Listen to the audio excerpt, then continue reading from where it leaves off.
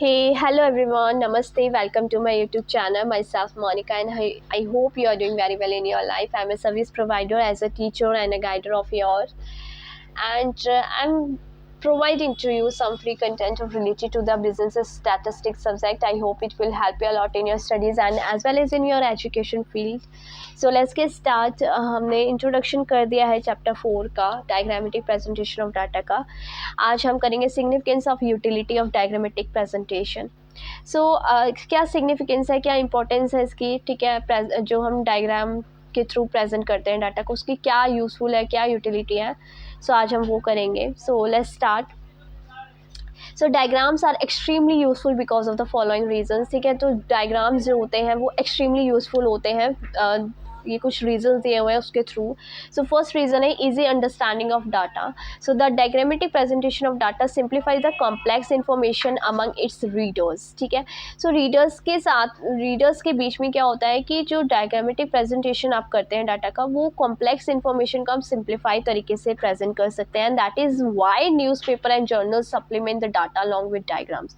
इस वजह से जो न्यूज़पेपर्स वाले होते हैं, जर्नल्स होते हैं, ठीक है, वो डाटा का सप्लीमेंट किस तरीके से दिखाते हैं, किसके साथ दिखाते हैं, डायग्राम्स के थ्रू दिखाते हैं. राइट, आपने देखा होगा आपके जर्नल्स आते हैं न्यूज़पेपर्स में जो भी, तो वो पहले पिक्चर्स होती हैं उनकी, ठीक है, या डायग्राम्स के थ्रू, और फिर उसके बाद उसकी थोड़ी सी इंफॉर्मेशन आपको गिवन होती है. सो आप वो एक तरीके से अट्रैक्टिव भी लगता है. ठीक है, थोड़ा और पढ़ने में भी उसका इंटरेस्ट आता है. राइट, तो इसलिए ईजिली होता है, ईजी अंडरस्टैंडिंग ऑफ डाटा होता है with the help of the diagrams. ठीक है, सो नेक्स्ट जो है पॉइंट वो है diagram is an attractive technique. ठीक है, डायग्राम जो है वो एक अट्रैक्टिव टेक्निक है.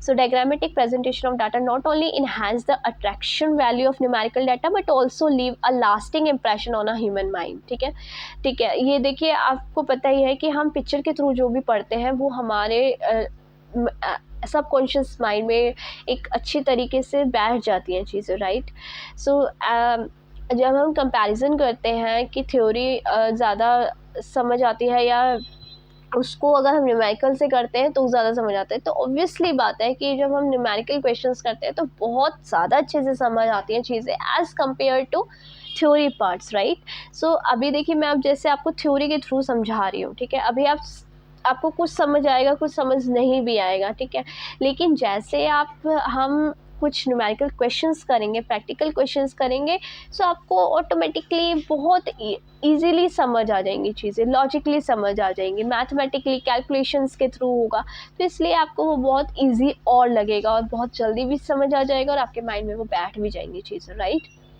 सो इसी तरीके से इसमें बोला हुआ है कि जब हम डाटा को डायग्रामेटिक तरीके से प्रेजेंट करते हैं तो वो हमारे न्यूमेरिकल डाटा की वैल्यू को इन्हांस करता है. ठीक है, इम्प्रूव करता है उसके अट्रैक्शन को.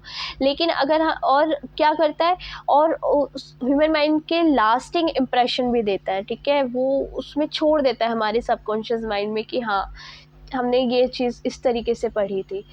अगर हम डायग्राम्स के थ्रू करते हैं या न्यूमेरिकली करते हैं, ठीक है, मैथमेटिकली कैलकुलेटिकली करते हैं अगर चीज़ों को, so that is why diagrams are used by the companies to exhibit the progress made by them. ठीक है, तो इसलिए क्या होता है, जो कंपनीज होती हैं वो डायग्राम्स का यूज़ करती हैं, जो भी उनकी प्रोग्रेस हुई है ईयर बाय ईयर, ठीक है, फाइनेंशियल ईयर उनका कैसा है, तो उसके थ्रू एग्जिबिट करते हैं. And the different colours and signs are use in diagram nowadays to make them more attractive. ठीक है, आज के टाइम पे टेक्निक्स इतनी इम्प्रूव हो गई हैं कि अब तो डिफरेंट कलर्स साइंस यूज़ करा जाता है ताकि उसको और मोर अट्रैक्टिव बनाया जा सके. ठीक है, नेक्स्ट पॉइंट है diagrams have greater memorising effect. So diagrams के थ्रू आप ग्रेटर मेमोराइजिंग इफेक्ट देता है कि आप लॉन्ग लास्टिक आपके माइंड में जो है चीज़ें छप जाती हैं, आपको याद रहती हैं.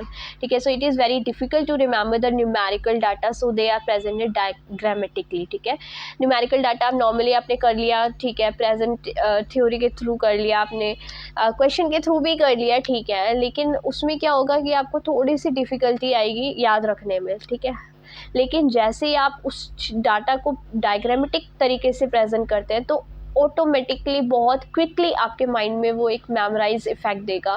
ठीक है, और लॉन्ग लास्टिंग होगा वो, जो कि बहुत हेल्पफुल होगा और आपको याद करने की ज़रूरत ही नहीं पड़ेगी, वो आपके ऑटोमेटिकली मेमोराइज हो जाएगी आपको वो चीज़ें, बिकॉज आपने वो डायग्राम के थ्रू किया है प्रेजेंट. ठीक है, so these diagrams last longer. Impression over human minds, ठीक है, सब में सेम ही थिंग्स हैं जो भूली हुई हैं. So there is a greater possibility of recollection the data present diagrammatically in relation to numerical data present in the tabulation form.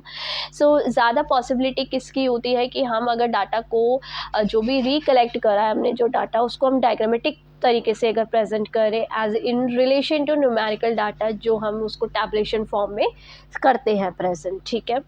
Now next move on, the next point is useful for making comparisons. So diagrams facilitate easy comparison of data over period of time, places and etc. So diagram जो होता है वो क्या होता है, easy comparable होता है. comparison हम उस डाटा को बहुत easily कर सकते हैं over period of time, ठीक है, places के थ्रू, आइटम्स के थ्रू एक्सेट्रा, टाइम के थ्रू, ठीक है. So they should not be used in those circumstances where comparison between data is not feasible, ठीक है. तो वहाँ पे देखो ज़रूरी नहीं है कि कुछ सब्सटेंसेस होते हैं जहाँ पे आपके जो डाटा है वो यूज़फुल नहीं हो सकता, बट ऑल एरिया में, ठीक है, ऑल इन एस्पेक्ट्स में आप ये जो डाटा होता है कंपैरिजन करते हैं जब हम डायग्राम के थ्रू, तो वो यूज़फुल ही होता है. And they help in making quick and accurate comparison of data, ठीक है, जो कि हमारे को ये हेल्प भी करता है कि हम बहुत जल्दी और एक्यूरेट डाटा जो है वो कंपैरिजन कर सकते हैं थ्रू द डायग्राम्स, ठीक है. Next point is fifth, saves time in understanding data. I hope आपको अच्छे से समझ आ रहा होगा, and I'm trying to convey you with better, right. So चलिए let's start, move on. So save time in understanding data. So data को क्या करता है, एक टाइम सेव करता है, ठीक है, अंडरस्टैंडिंग को बढ़ाता है और टाइम को भी सेव करता है. So data represented diagrammatically are easily understandable, so they save the time, ठीक है. आप बहुत ज़्यादा देखो, आपने भी हमने पढ़ा था कि क्विकली और एक्यूरेट कंपैरिजन कर देता है डाटा का. सो प्रेजेंट करते हैं डायग्रामेटिकली तो ये बहुत ईजिली अंडरस्टैंडेबल भी हो जाता है और टाइम को भी सेव करता है. And in understanding the data in relation to the data presented in tabulation form, ठीक है, जहाँ पर हम टैबुलेशन फॉर्म में न्यूमेरिकल डाटा को प्रेजेंट करते हैं वो भी अंडरस्टैंडिंग होता है, बट थोड़ा सा टाइम जो है ज़्यादा लगता है एज़ कम्पेयर टू डायग्रामेटिकली, ठीक है. नेक्स्ट है points usefully information others. So normally companies and government agencies exhibit their information to share holders and public at large diagrammatically, है ना. तो जो नॉर्मली कंपनीज होती है, गवर्नमेंट एजेंसीज होती हैं, वो अपनी इंफॉर्मेशन कैसे शेयर होल्डर्स को देते हैं, है ना, पब्लिकली किस तरीके से प्रेजेंट करते हैं, वो डायग्राम फॉर्म में करते हैं ना. Since they have attraction value and the diagrams are usually used in exhibition, conference, television programmes and etcetera, ठीक है. नॉर्मली क्या होता है, जो भी उनकी वैल्यू होती है, ठीक है, उनका जो भी डाटा होता है न्यूमेरिकल वे में, तो उसको वो डायग्राम के थ्रू क्या करते हैं, प्रेजेंट करते हैं. क्योंकि वो देखिए आपकी कोई एग्जीबिशन है, कॉन्फ्रेंस है, ठीक है, टेलीविज़न प्रोग्राम्स है, उसमें आप ज़्यादा से ज़्यादा डायग्राम्स का यूज़ करके, पिक्चर्स का यूज़ करके, इमेजेस का यूज़ करके ही उस डाटा को या इन्फॉर्मेशन को प्रेजेंट करते हैं, तो वो ज़्यादा यूज़फुल होता है, ठीक है. And the last point is used in advertisement media as well, ठीक है. So the quarterly, half yearly and annual performance of the companies are often presented in newspapers and journals through diagrams besides the financial data given in tabular form. So जो भी मतलब quarterly हो गया, half yearly हो गया, ठीक है, पूरे साल के लिए हो गया, या हाफ ईयरली के लिए हो गया, या 4 महीने के लिए हो गया, 3 महीने के लिए हो गया, इस तरीके से जो भी आपकी कंपनीज़ का डाटा होता है उसको अक्सर किस में प्रेजेंट किया जाता है, डायग्राम्स के थ्रू प्रेजेंट किया जाता है, न्यूज़पेपर्स के थ्रू न्यूज़पेपर्स में, जर्नल्स में, ठीक है. लेकिन जहाँ पे फाइनेंशियल डाटा होता है उसको आप टैबुलेशन फॉर्म में मतलब प्रेजेंट करते हैं, ठीक है. सो मीडिया भी इसका यूज़ करती है अपनी एडवर्टाइजमेंट करने के लिए डायग्राम्स का, जो भी उनको इन्फॉर्मेशन प्रोवाइड करवानी है अपने कस्टमर्स को, तो वो डायग्राम के थ्रू प्रोवाइड कराते हैं, ठीक है. कोई भी कंपनीज़ है, कोई भी ठीक है, जो भी है वो अपने डाटा को डायग्राम के थ्रू प्रेजेंट करते हैं. So this all the reasons की जो है हमारा डायग्राम जो है वो क्या होता है, सिग्निफिकेंस होता है प्रेजेंट करना, एंड यूटिलिटी किस तरीके से होती है डायग्रामेटिक प्रेजेंटेशन की। सो ये हमारे 7 पॉइंट्स थे जो मैंने आज आपको एक्सप्लेन करे हैं, एंड आई होप कि आपको बहुत हेल्प होगी आपकी स्टडीज़ में। And I will always prayer that कि आपको कोई भी प्रॉब्लम अगर आती है आपकी स्टडीज़ में, ठीक है, आपको कोई डाउट होता है, तो आप एनी टाइम मुझे कमेंट में कोई भी क्वेश्चन पुट अप कर सकते हैं विदाउट एनी हेजिटेशंस, ठीक है, and I will give you definitely the answer of your questions. So thank you so much everyone, and always be happy and stay healthy, and God bless you. Thank you so much everyone.